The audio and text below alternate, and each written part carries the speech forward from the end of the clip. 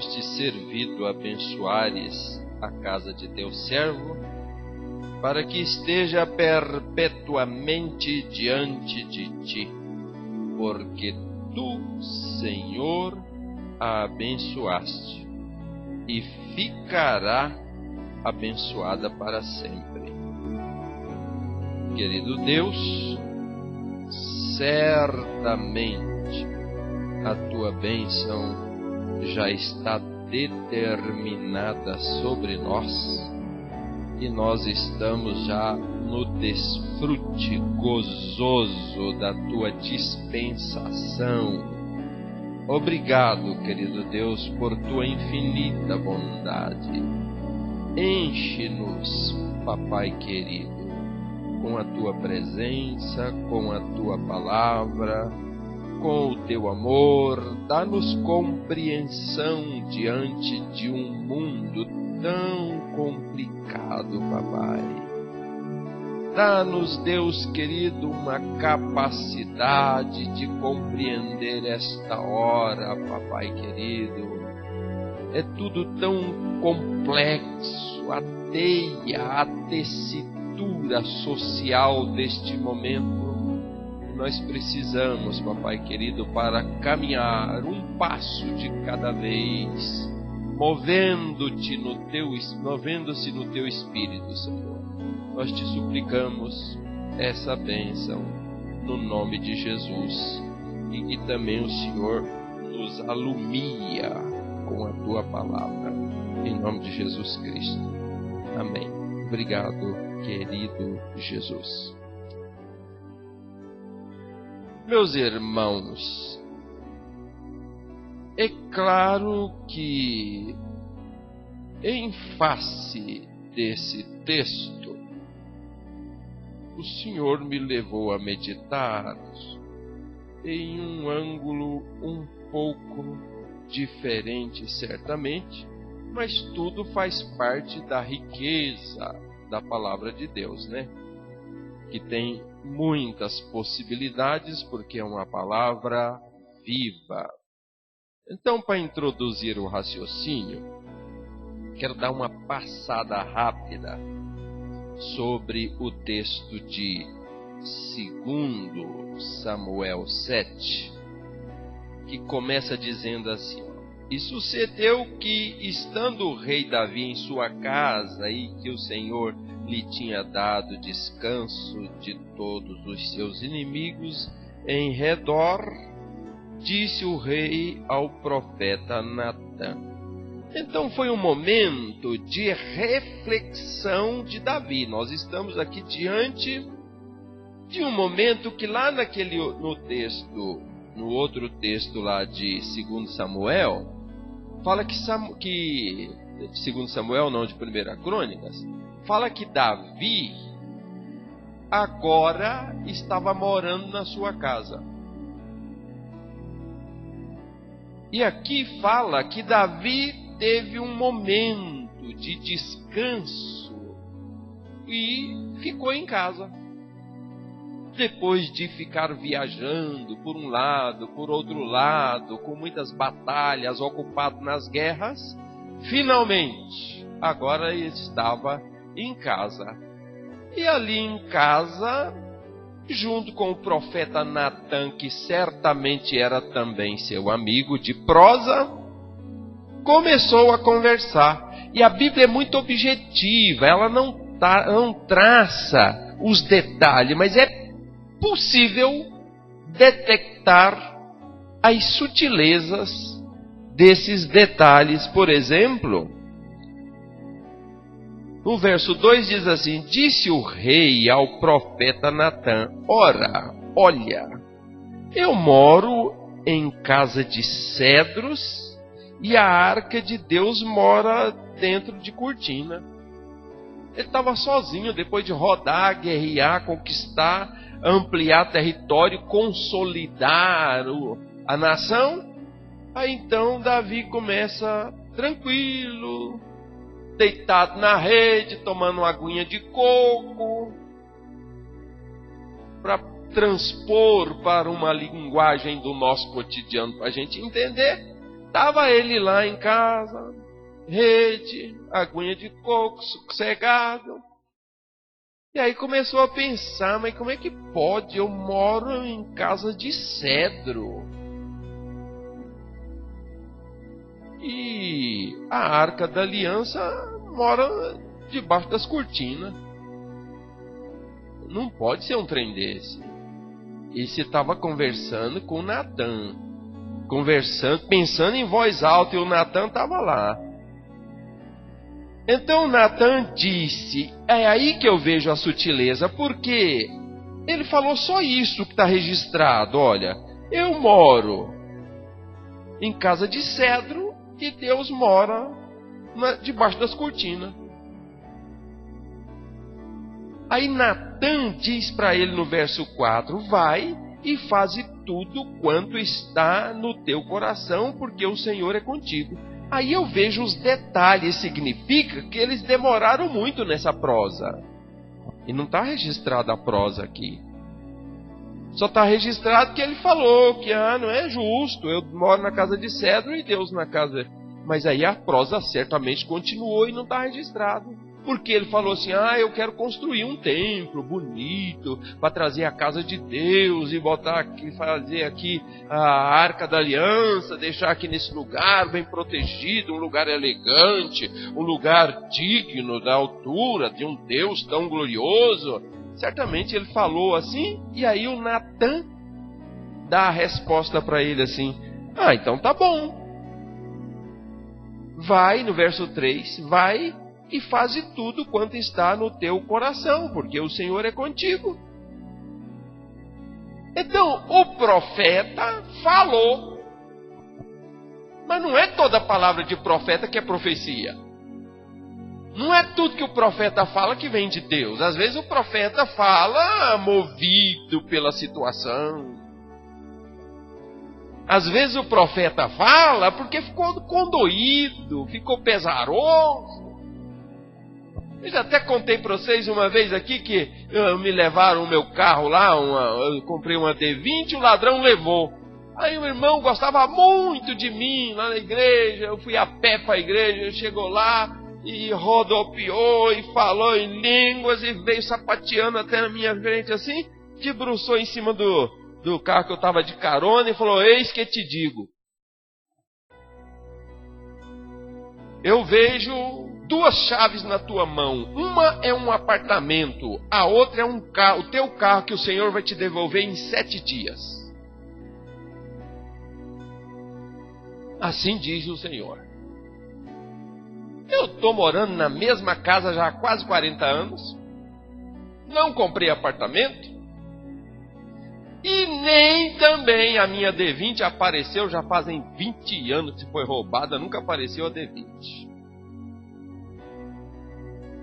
Aí não vem me dizer que é porque eu duvidei, porque Deus não trabalha em cima da minha crença. Não é a minha crença que liga ou desliga Deus. Deus é soberano. Se Ele quiser fazer, Ele faz. Se você quiser, Ele faz. Se você não quiser, Ele faz também. Se Ele disser que vai fazer. Se Ele disser que vai fazer, não adianta sapatear, espernear, dizer que não quero, que não gostei. Não, Ele vai fazer. Ele só está te avisando que vai fazer, não está te pedindo autorização. Ele não está te pedindo, Ele não tem que dar satisfação para você das suas decisões. Ele está falando que vai fazer e pronto. Mas não fez.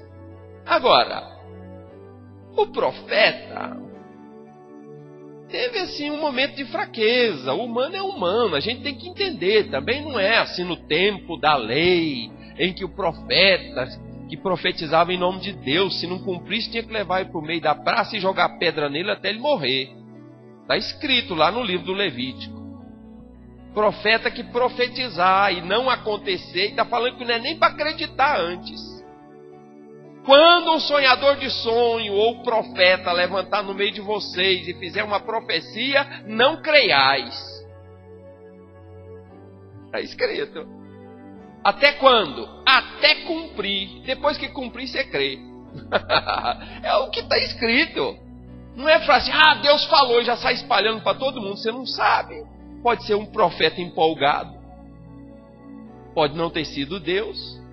Às vezes ele estava com dó de você, viu você na aflição, chorando, angustiado, quis consolar o teu coração, e aí falou pelos cotovelos e ainda usou o nome de Deus. Mas você tem que ter paciência. No tempo da lei, a lei foi escrita na pedra. E o juiz era executado na pedrada. Agora não, agora você tem paciência. Coitado do profeta, deixa ele ser feliz. Ele é feliz assim? Deixa ele ser feliz, deixa ele largar umas profetadas aí. E deixa, fazer o quê? Não dá para sair exterminando os profetas, porque senão... Imagina o que vai acontecer? Imagina o que vai acontecer? Não vai ficar pedra sobre pedra. E aí o Natan aqui falou, ouviu o desejo do rei, o sonho do rei, o pesar do rei, olhando a situação que ele mora em casa de cedro e Deus mora debaixo dos panos. Aí falou, não, quero fazer uma casa bonita para Deus, não sei o quê. Aí o Natan falou assim, pode fazer, o Senhor é contigo. Parece profecia, né? Quem sabe ele tomou aquele ar de profeta e falou assim, faze, meu servo, aquilo que está no teu coração, porque o Senhor é contigo. Mas não era a palavra de Deus. Era só palavra de profeta. Não era a palavra de Deus. Olha o que acontece em seguida. Porém, sucedeu naquela mesma noite que a palavra do Senhor veio a Natan, dizendo, agora é Deus. Agora é Deus. Vai e dize ao meu servo, a Davi, assim diz o Senhor. Edificar-me-eis tu casa para minha habitação? Uma pergunta meio irônica. Fala para o Davi, ó Davi, você está querendo fazer uma casa para mim? Você fazer uma casa para mim? Pô, fala sério, Davi. Porque em casa nenhuma habitei desde o dia em que fiz subir os filhos de Israel do Egito até ao dia de hoje, mas andei em tenda e em tabernáculo. Você está querendo fazer casa para mim, Davi? Eu reclamei? Eu estou reclamando? Eu não andei reclamando, eu morei nas tendas desde que saiu lá do Egito. Eu vivo nas tendas, nos tabernáculos, de casa em casa. Eu reclamei? Eu não reclamei. Por que você está querendo fazer casa para mim? E em todo lugar em que andei com todos os filhos de Israel, falei porventura alguma palavra com qualquer das tribos de Israel, a quem mandei apacentar o meu povo de Israel, dizendo, por que não me edificas uma casa de cedro? Porventura eu saí reclamando, falando aí com as tribos, por que vocês não fazem casa para mim? Eu falei? Eu não falei isso. Isso é Deus mandando falar por Natan. Aí Deus fala assim, agora pois assim dirás ao meu servo, a Davi, assim diz o Senhor dos exércitos, eu te tomei da malhada de detrás das ovelhas para que fosses chefe sobre o meu povo, sobre Israel. Deus está falando assim, ó Davi, compara uma coisa. Eu não pedi casa para você, você mora na casa de cedro e essa casa aí fui eu que te dei. Porque você andava atrás do curral e eu tirei você do curral e te engrandeci. É eu que faço as coisas para você. Eu te engrandeço, eu te abençoo, eu te dou casa de cedro, eu te dou o melhor, te dou um trono, te dou qualquer coisa. Agora você vai querer dar uma casa para mim? Você está com dó de mim, Davi? E fui contigo, por onde quer que foste, E destruí os teus inimigos diante de ti, e fiz para ti grande o teu nome, como o nome de grandes que há na terra. E preparei lugar para o meu povo, para Israel, e o plantarei para que habites no seu lugar, e não mais seja movido, os filhos nem sejam afligidos, etc. Verso 11. E desde o dia em que mandei que houvesse juízes sobre o meu povo Israel, a ti, porém, te dei descanso. Aí, nesse ponto, eu quero passar lá para o outro texto de Crônicas, porque Deus fala que teve a oportunidade de mandar recado para Israel através dos juízes. Ele fala assim, olha, eu estabeleci juízes e nunca pedi para um juiz falar para vocês construir casa para mim. Nunca fiquei choramingando, pedindo, reclamando da situação. Não, nunca pedi nada. Aí Deus fala, no verso 17. Então, Deus fala assim. Deus fala para Davi, no verso 9. E ordenarei, do 17 de 1 Crônicas, né?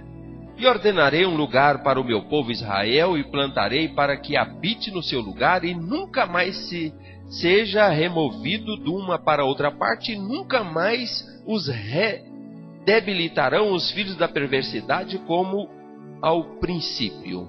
E desde os dias em que ordenei juízes sobre meu povo Israel, porém, abati a todos os teus inimigos, também te fiz saber que o Senhor te edificaria uma casa.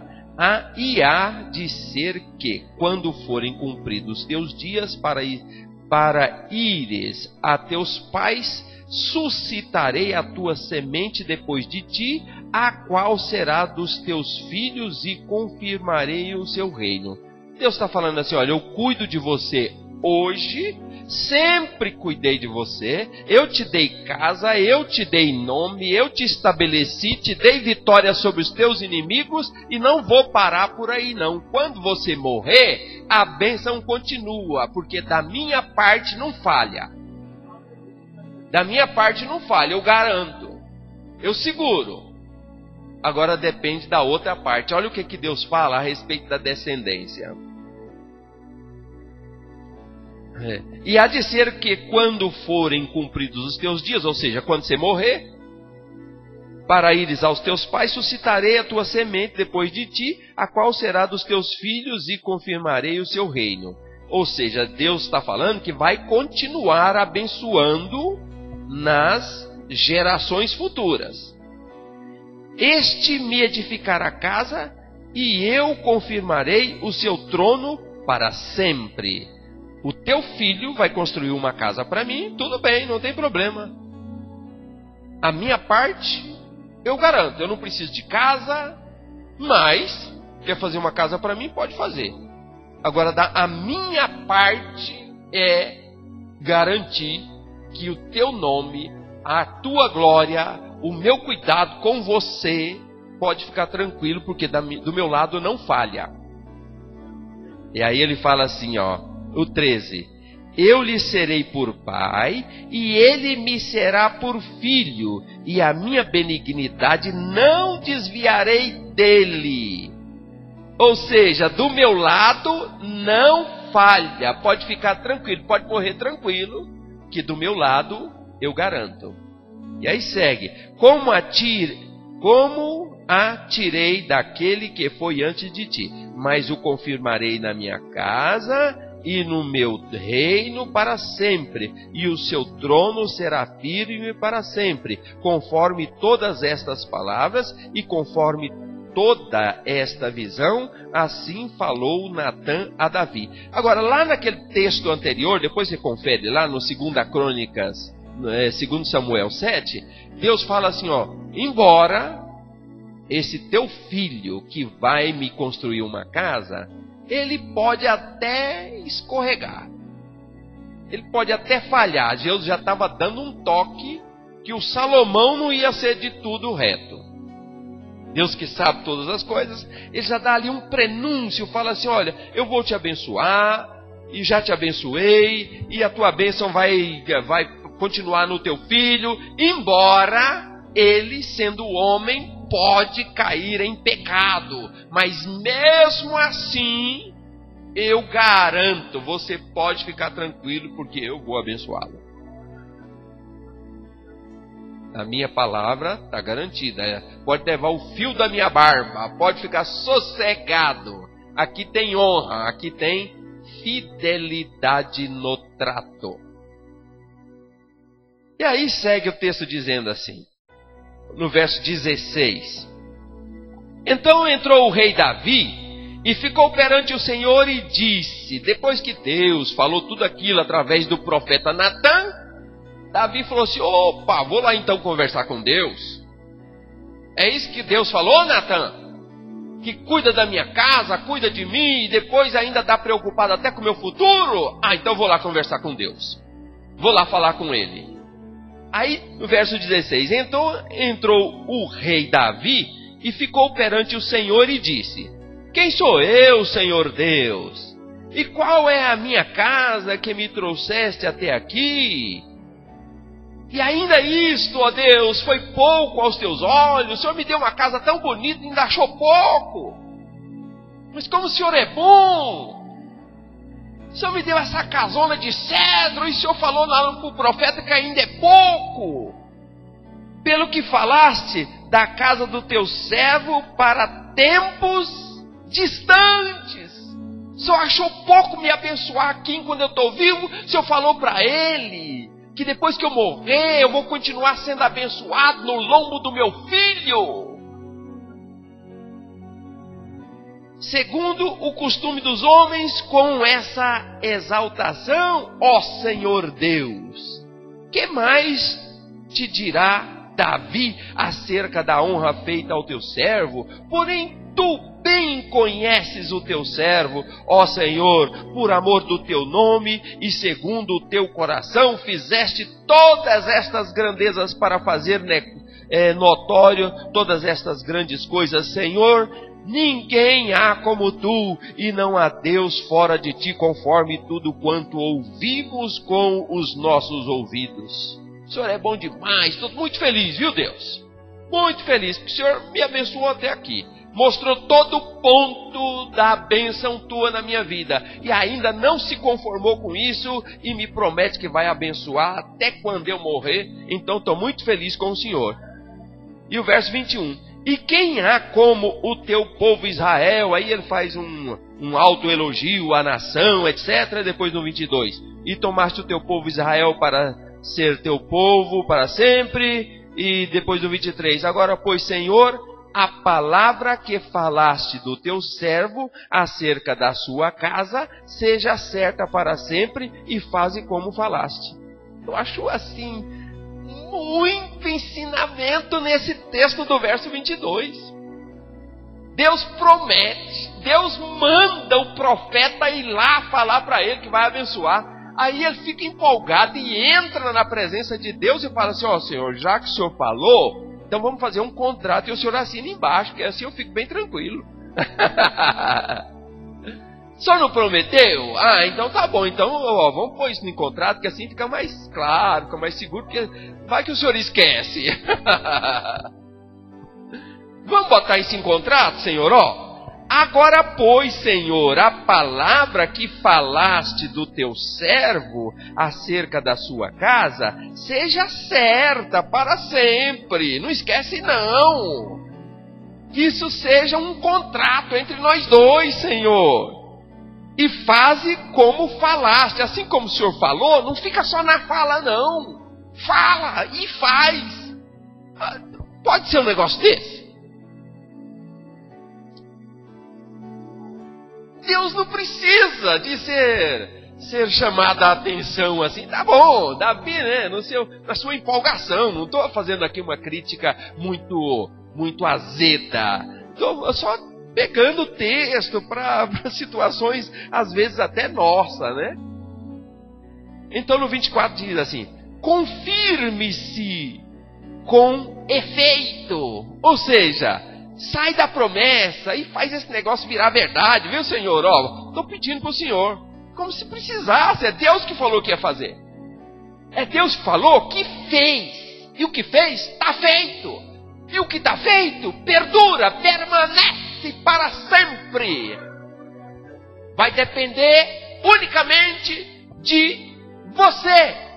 Porque da minha parte está garantido. Não precisa falar para eu assinar contrato, que eu não preciso. Eu falei, está falado. Eu falei que eu vou fazer, eu vou fazer. Porque eu sou fiel. Agora você vai depender de você. Eu estou com um guarda-chuva aberto. E eu abri o guarda-chuva para você. Agora ficar aqui debaixo do guarda-chuva é uma escolha tua. Eu não sei se o teu filho vai ficar debaixo do guarda-chuva. E se ele quiser sair debaixo do guarda-chuva? Não é problema meu, é problema do homem. É o homem que falha. Eu falei, está falado. Diz que vou fazer, vou fazer. Pode morrer tranquilo. E aí segue o texto. Confirme-se com efeito, e que o teu nome se engrandeça para sempre, e diga-se: o Senhor dos Exércitos é o Deus de Israel, é Deus para Israel, e fique firme diante de ti a casa de Davi teu servo. Faz exatamente como o Senhor falou, hein, Deus? Fica bem firme, não vai se arrepender. Não vai voltar atrás, Deus. Não vai pisar na bola, não vai esquecer, viu, Senhor? Porque tu, Deus meu, revelaste ao ouvido do teu servo que ele edificaria a casa, pelo que o teu servo achou confiança para orar em tua presença. O Senhor mandou o profeta falar para mim todas essas coisas, eu me senti todo cheio de confiança, então vim aqui cobrar.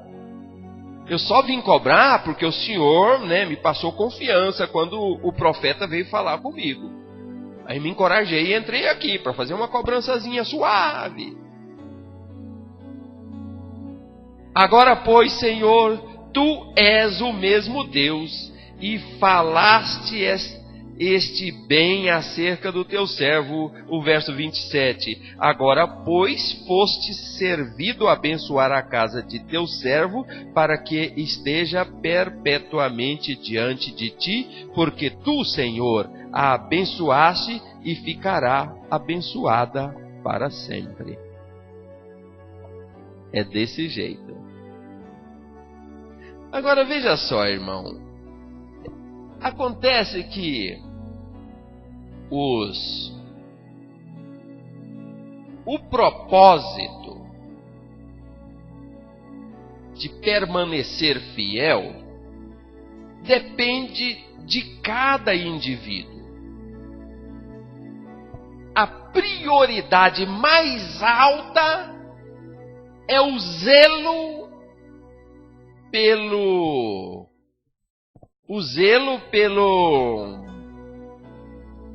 princípio da fidelidade. Entenda que eu estou dizendo fidelidade como princípio. Um valor que é tido como princípio. Vamos olhar um pouquinho tempo depois.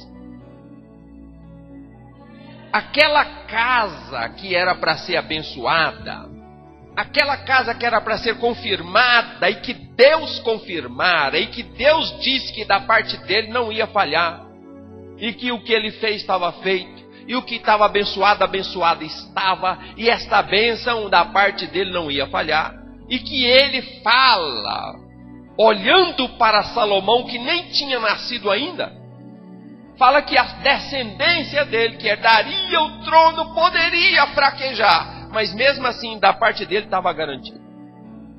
Por conta de que Deus é fiel. Mas o tempo passou. E todos nós sabemos, e está relatado lá no capítulo, lá no livro de Daniel, que Nabucodonosor, pouco tempo depois, invadiu Israel e arrasou com tudo. E quebrou tudo, e furou o olho do rei, e pôs o rei para andar debaixo da carroça.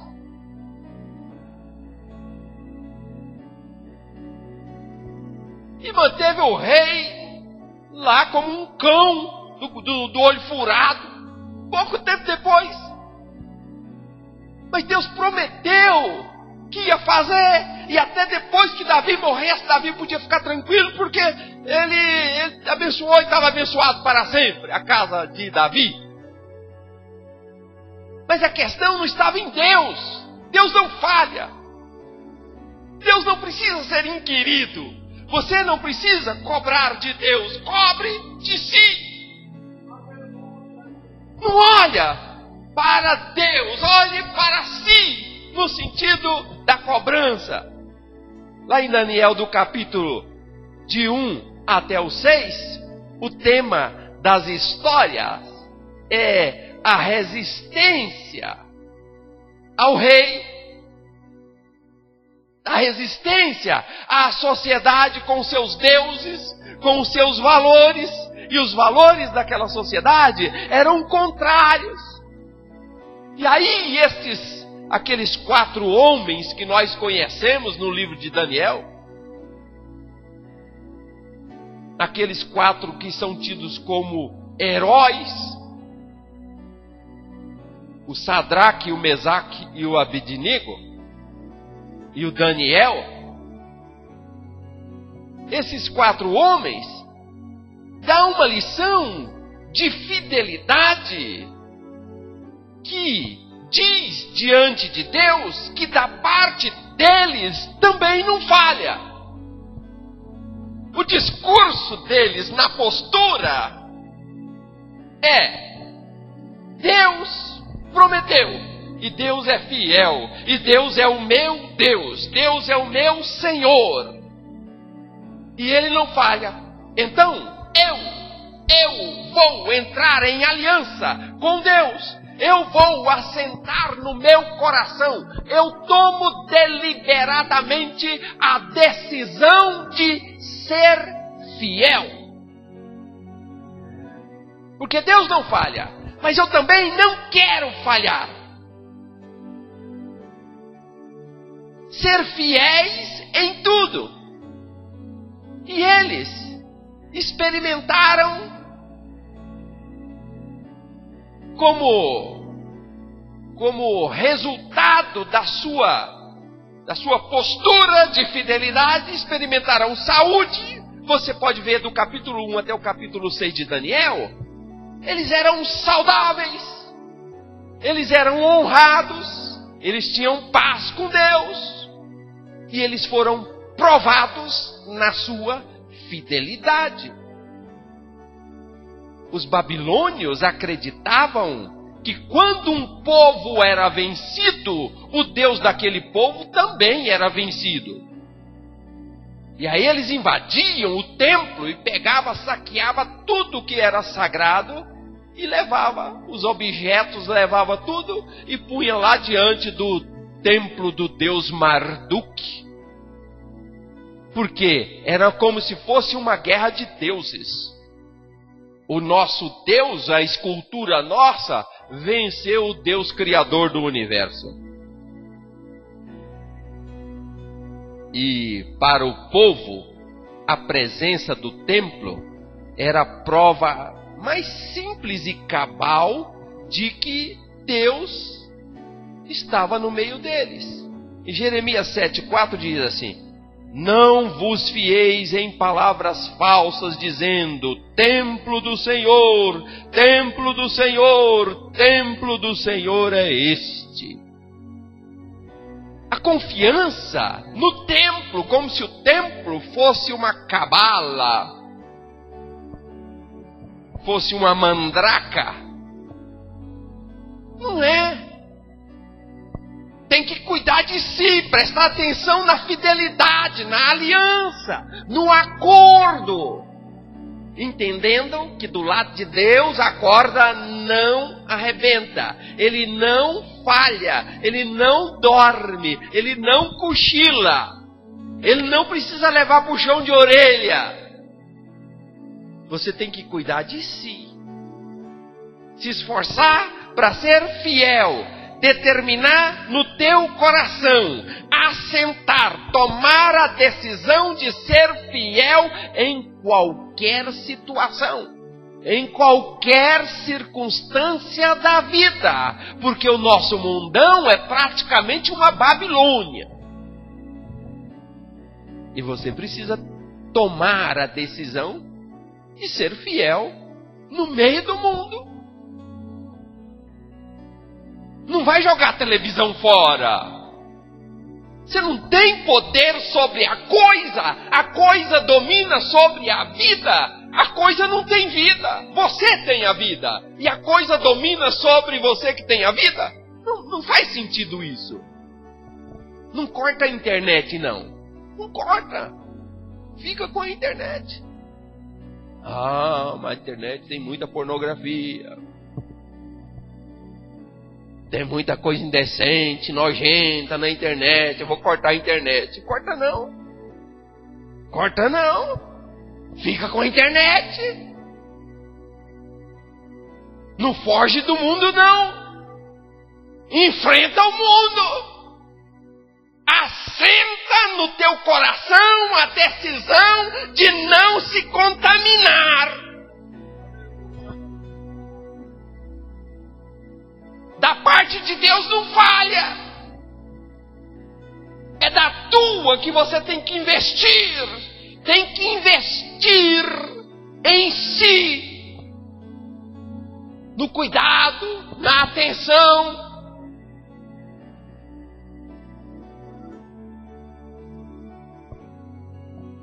Isaías 39:6.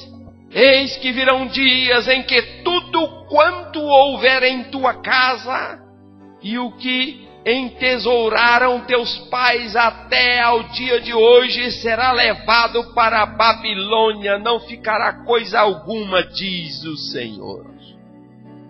Mas Deus falou que ninguém ia mexer. Deus falou que abençoou, está abençoado. É que da parte do homem falhou. O homem saiu debaixo do guarda-chuva, foi dar uma voltinha. Mas Deus não fechou o guarda-chuva. O guarda-chuva continua aberto conforme Ele prometeu.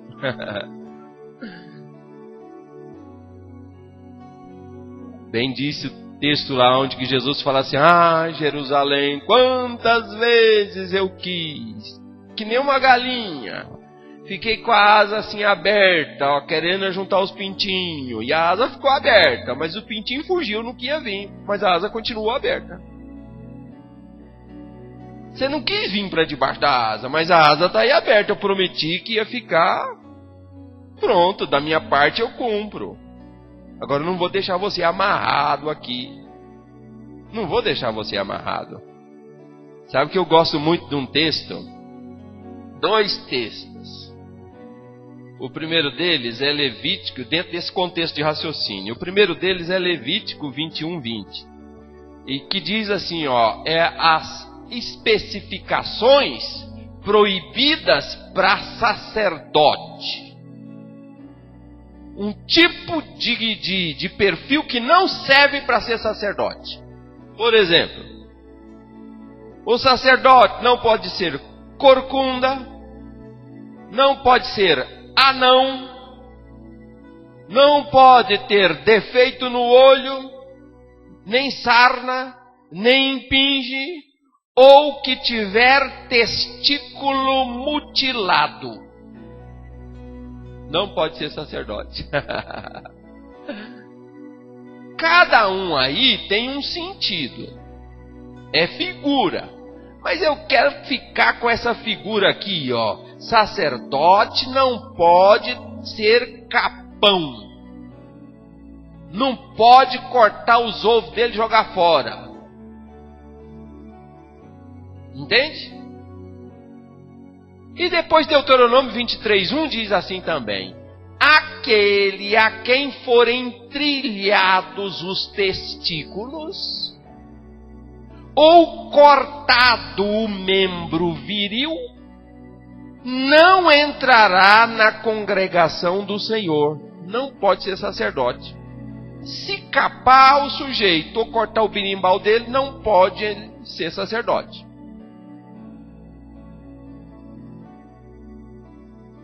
Ora, a fidelidade para Deus é coisa séria.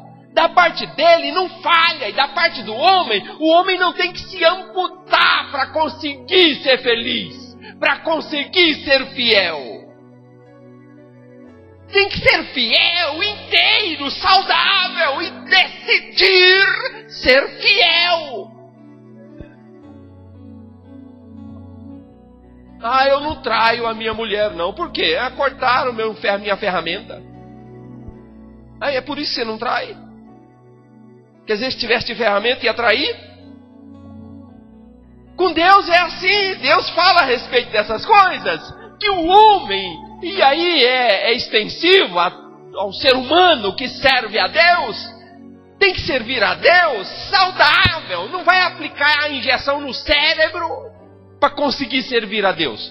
Não vai tomar remédio broxante para conseguir servir a Deus.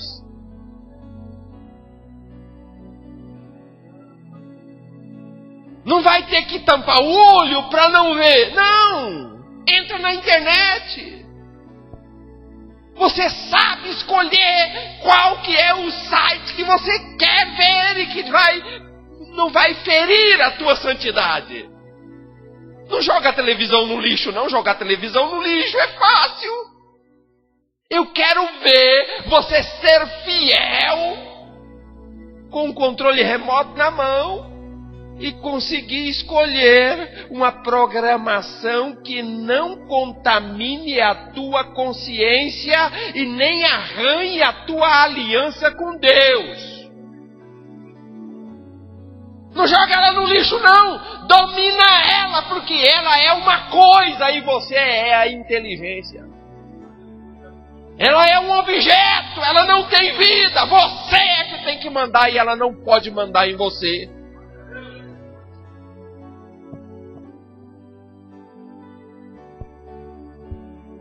Interessante que quando eu me converti em 78, por aí, eu não passava na calçada que tinha bar.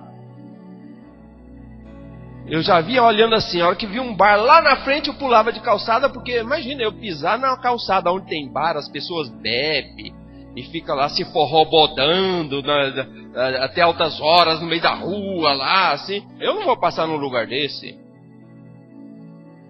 Mas isso foi meu tempo de imaturidade. Hoje eu entro dentro do bar. Pode dançar, pode fumar, pode cheirar, pode fazer o que quiser. Eu tenho estatura. Deus propicia uma estatura para que você não fuja do mundo. Mas no meio do mundo, no meio da lama, no meio da podridão, Deus pode contar com você. Como contou com esses 4 jovens aqui, ó. Pensa que eles não estudaram? Estudaram, porque quando o rei foi inquirir deles, eles sabiam tudo sobre a cultura do rei. Estudaram astrologia. Estudaram a mitologia daquela gente. Estudaram tudo. Eles não precisavam abster-se da cultura. Não precisava. Não precisava ser estereótipo de gente. Não, quem olhava para eles eram pessoas normais. Estuda e não se contamina.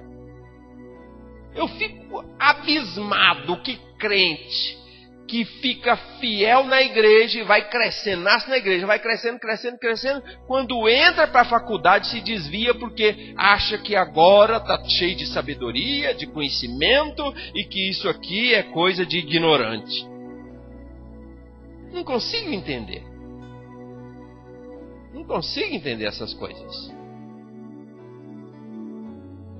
eu não vou me abster de ler. Uma vez aconteceu que na igreja onde eu me converti, lá em 79 ou 80 mais ou menos, aconteceu um fato em que a minha namorada, que hoje ainda continua minha namorada, depois de casados, faz 35 anos que a gente casou, mas é a minha namorada. Então essa minha namorada, ela é namorada de papel passado e tudo. Então tem mais direito que os outros namorados. É minha namorada para sempre, de papel passado. Então, a minha namorada chegou da escola e entrou na igreja com um livro de matemática. Veio da aula de matemática abraçada assim com o livro de matemática. Ela foi posta para fora da igreja, porque na igreja não pode entrar com um livro mundano. Não, só a Bíblia pode entrar aqui. Não pode entrar com o livro mundano. Sai.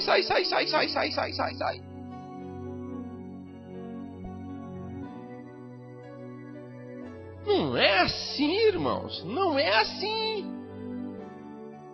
Eu escolho ser fiel. Eu vou estudar matemática. É interessante que eu às vezes leio livros, tratados de matemática. Eu me encho tanto de gozo e começo a glorificar a Deus e dou pulo de aleluia lendo um livro de matemática. Um dia eu estava fazendo a barba e aquele barbeador que a primeira faz tchum, a segunda faz tchan. Essa invenção nova das duas navalhas, né? Agora tem até de 4, de 5, tem um monte de navalha agora, né? Mas ainda estou naquela de duas ainda. A primeira faz tchum, a segunda faz tchan. Eu estava fazendo a barba assim, eu comecei a pensar, falei, mas quanta ciência e tecnologia para me dar um barbeador na mão, para eu fazer a barba confortavelmente, não corta a minha cara, fica lisinha, bem tratada, aciada, uma navalha finíssima por uma merreca de R$2. Mas que barbaridade, aleluia, glória a Deus, comecei a glorificar a Deus. Comecei a dar glória a Deus, fiquei assim em estado de êxtase, que parece que tinha visto um anjo. Existe uma aliança no coração, nas profundezas do meu ser. Eu entro e saio, eu uso tudo que é possível ser usado e não me escandalizo. Não arranha a aliança, entende? Eu vou no mercado, saio do mercado, por exemplo, tem igreja que os crentes, as mulheres têm que ficar de um lado, os homens do outro lado. Por quê, irmão? Para não pecar. Mas peraí, precisa separar para não pecar. Tem que furar o olho para não enxergar, porque senão vai cobiçar. Tem que cortar as ferramentas para ser fiel. Não. E no metrô, como é que você faz? Está todo mundo apinhado, se roçando ali. Você vai ficar clamando o sangue de Jesus o tempo todo. O sangue de Jesus tem poder, tem misericórdia. Senhor, me protege. Me protege porque o negócio aqui está começando a subir, Senhor. O sangue está subindo. O sangue está subindo, estou ficando nervoso, arrupiado. Senhor, tem misericórdia de mim? É isso. Ué, então você está precisando aceitar Jesus? Então você não é crente, não tem aliança com Deus? Às vezes, as coisas tomam um rumo muito estranho na nossa vida e a gente se sente nas mãos de Nabucodonosor. A gente se sente com o nosso templo espoliado, invadido, o nosso templo invadido, espoliado, queimado a fogo, e os nossos tesouros são tomados, são arrancados, e a nossa casa é invadida, e a gente pensa que foi Deus. Mas Deus é fiel. Ele não fecha o guarda-chuva que Ele disse que abriria para a tua proteção. Mas Ele não vai te manter amarrado, castrado, com o olho furado, com a língua amarrada, para você ser fiel. Você vai ter saúde em todos os teus membros e ter o controle de cada um deles segundo a sua função, por conta de uma aliança com Deus que você tomou a decisão de ser fiel e não arranhar os termos dela.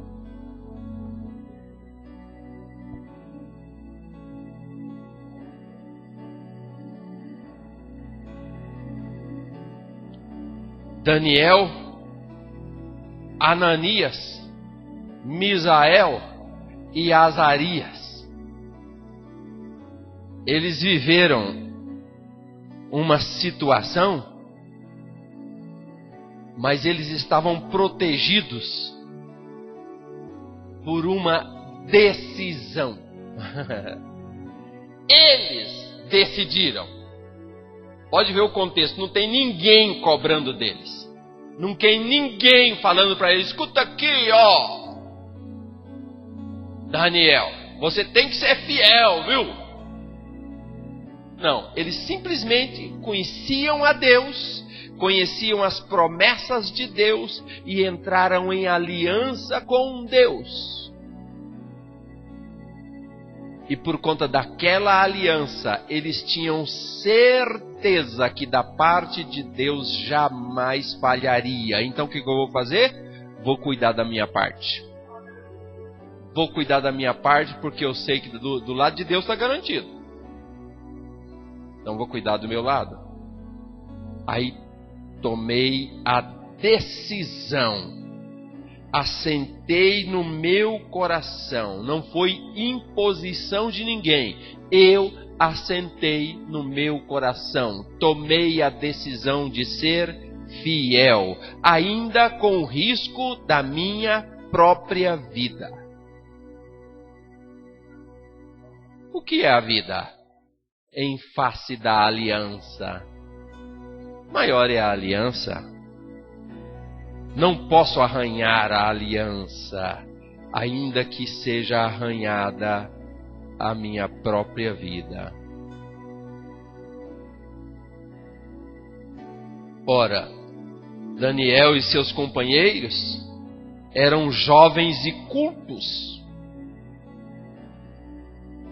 Viviam em segurança, tinham estabilidade, eram de família, no meio das famílias ricas. De repente, tudo mudou. De repente, Nabucodonosor chega, toma a cidade e leva todo mundo cativo para a Babilônia, como preso de guerra. E lá, distante da terra natal, no meio dos irmãos, é fácil a decisão de ser fiel. Quero ver sozinho. Quero ver sozinho. Na igreja é fácil. Diante do pastor é fácil. Diante da esposa é fácil. Diante do esposo é fácil. Sou fiel. Quero ver sozinho. Sozinho lá na empresa. Sozinho lá na faculdade. Não tem nem o irmão por perto. Tem ninguém te vendo. Aí que entra a decisão pessoal de ser fiel. Lá no meio dos que são contrários a tudo que você aprendeu. No meio dos pagãos, por assim dizer, de Babilônia. Mas eles venceram. E venceram por uma única questão. Fidelidade não se negocia, fidelidade não se cobra. Todo fiel está sujeito às provas. Você é fiel, Não pense que você não vai ser tentado. Você vai ser tentado. Todo fiel é tentado. É tentado e provado para testar a sua fidelidade. Grandes desafios. Carece atracar-se a decisão inamovível de ser fiel aos princípios que você já sabe, focar na aliança que você já conhece, está no teu coração. Ainda que ameace a tua estabilidade de vida, resistir às pressões de toda a natureza e permanecer firme no propósito. Ao invés de pensar, por exemplo, e esse pensamento é recorrente entre os crentes, ao invés de você pensar que o diabo te preparou um laço, por que você não pensa que Deus está te dando uma oportunidade para você provar a tua fidelidade? O diabo me preparou um laço, pôs um banquete diante de mim. Mas que pensamento é esse? Por que você não pensa o contrário? Você está querendo fazer e jogar a culpa no diabo.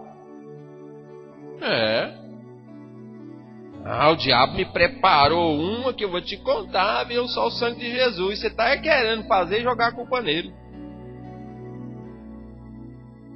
Por que você não pensa assim? Olha que tentação, que oportunidade rica para eu provar a minha fidelidade. Eu não vou perder essa oportunidade. Eu não vou sair correndo, não. Vou enfrentar. Levanto a cabeça e enfrento. A proposta é o quê? Roubar? Não vou sair correndo. Não, vou ficar aqui nessa empresa, trabalhar aqui, lotado nessa cadeira. Não vou pedir demissão e não vou roubar. Assentei no meu coração. Não manda a empregada embora, não. Não manda, não. Manda a empregada embora. Coitada, ela precisa do salário dela. Mas é uma tentação, viu? Aquela empregada lá é uma tentação. Só o sangue de Jesus, viu?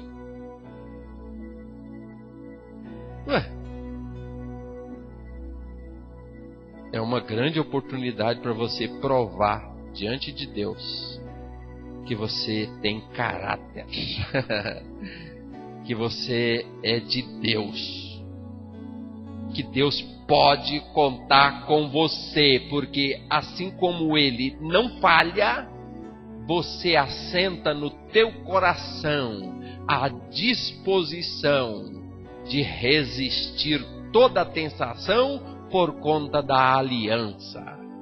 Deus vai gostar dessa proposta tua, tanto que vai te socorrer e vai te mostrar o caminho certo, um caminho de justiça e não de injustiça. Viver a fidelidade por princípio. Quando você vive a fidelidade como princípio, ela te propicia crescimento na caminhada da vida. E se você foge das oportunidades, você perdeu a oportunidade de crescer. Você domina isso? Não domino. Por quê? Porque toda vez que apareceu a oportunidade eu fugi. Era o laço do diabo. Mas você não enfrentou nenhum para desatar esse laço. Enfrenta, desata, de cabeça erguida, atravessa até chegar do outro lado sem uma mínima mancha nas tuas vestes brancas.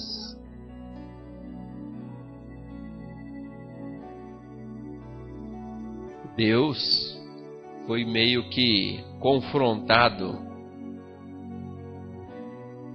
pelo Davi e assim, eu não vejo que o Davi fez uma Não foi nada de maldade, entende?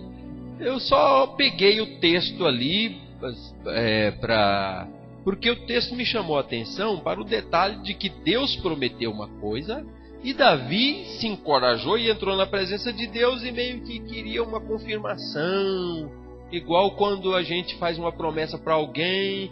Por exemplo, eu chamei um rapaz esses dias para fazer uma calha lá. A gente combinou tudo direitinho, como é que ia ser a calha, 7 metros, etc, tal largura, não sei o que. Aí depois, quando chegou no dia de fazer, ele aparece lá com um contrato. Eu disse, não, a gente combinou, não leva a mal, é tudo formalidade, mas assina aqui esse contrato para ficar tudo certinho entre nós. Cá entre os homens tem essas coisas, né? Uma insegurança do lado, não sei quantas vezes que ele já foi enganado, né? Coitado, ele já deve ter sido passado por situações complicadas. Por isso que ele toma essa precaução. Acho que no tempo de Davi já era assim, as pessoas prometem uma coisa, não cumprem, fala que vai, não vai. Diz que vai tocar, não toca, diz que vai levar, não leva, diz que vai fazer a visita, não faz. Diz que vai distribuir folheto, não distribui. Diz que só fala. É uma barulhada danada. Quem vê assim pensa que vai fazer tudo sozinho. Mas não faz nada. Fica só no barulho.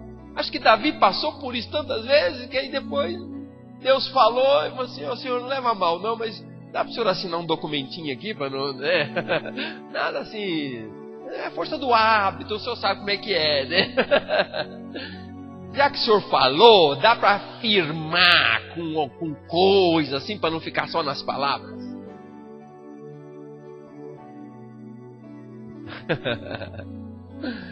Ai, e da parte de Deus não falha nunca.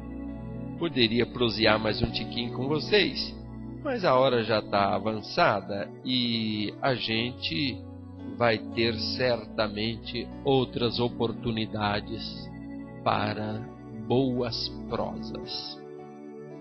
Cuide de si. Da parte de Deus está garantido.